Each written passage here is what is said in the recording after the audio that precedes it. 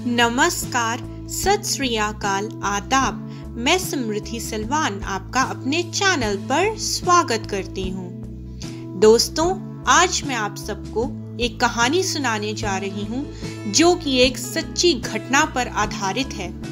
इस कहानी का नाम है निस्वार्थ सेवा।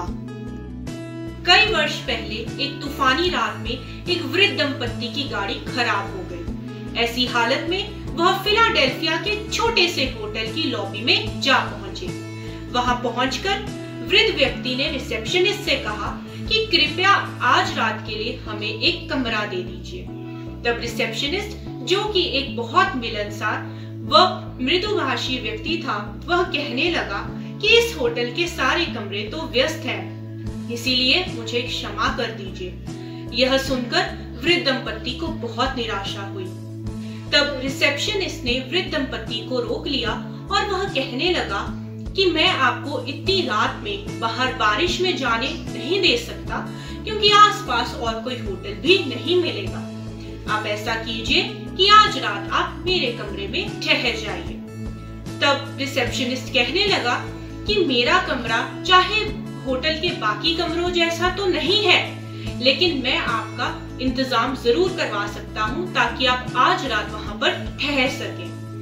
तब वृद्ध व्यक्ति ने कुछ सोचा और अपनी पत्नी से सलाह की और फिर रिसेप्शनिस्ट को मना कर दिया, यह सोचकर कि रिसेप्शनिस्ट को अपनी वजह से तकलीफ क्यों देनी। रिसेप्शनिस्ट ये बात समझ गया और कहने लगा कि आप मेरी चिंता मत कीजिए, मैं जमीन पर सो जाऊंगा। आज रात आप यहीं मेरे कमरे में ठहर जाइए।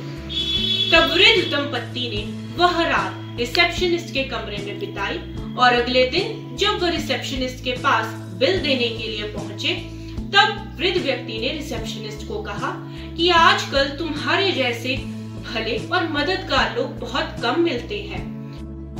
वृद्ध व्यक्ति ने रिसेप्शनिस्ट से कहा कि तुम्हें तो कोई आलीशान होटल का मैनेजर होना चाहिए था। यह सुनकर रिसेप्शनिस्ट बहुत खुश हुआ और वृद्ध दंपत्ति उसे शुभकामनाएं देते हुए वहां से लौट गए। फिर 2 वर्षों बाद रिसेप्शनिस्ट को एक दिन एक चिट्ठी मिली। उस चिट्ठी में वही 2 वर्ष पहले उस तूफानी बारिश वाली रात का जिक्र किया गया था और वह चिट्ठी उसे उसी वृद्ध व्यक्ति ने लिखी थी जिसे रिसेप्शनिस्ट ने अपना कमरा ठहरने के लिए दिया था। चिट्ठी में रिसेप्शनिस्ट को लिखा गया था कि तुम मुझे एक बार न्यूयॉर्क जरूर मिलकर जाना। तब रिसेप्शनिस्ट न्यूयॉर्क पहुंचा और वृद्ध व्यक्ति को मिला। दोनों आपस में मिलकर बहुत खुश हुए। वृद्ध व्यक्ति और रिसेप्शनिस्ट एक दूसरे को देखकर बहुत खुश हुए। तब वृद्ध व्यक्ति रिसेप्शनिस्ट को एक भव्य और आलीशान इमारत के पास लेकर गया। वह देखकर रिसेप्शनिस्ट चौंक गया और पूछने लगा कि आप मुझे यहाँ क्यों लेकर आए हैं।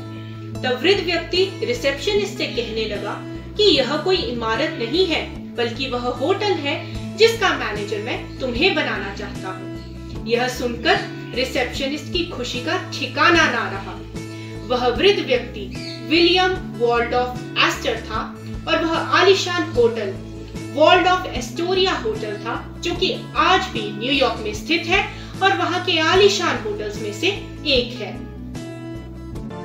जो रिसेप्शनिस्ट इस होटल का पहला मैनेजर बना, वह जॉर्ज सी बोल्ट था।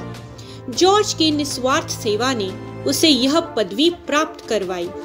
उसने अपनी सुविधा को त्याग कर वृद्ध दंपत्ति के बारे में सोचा।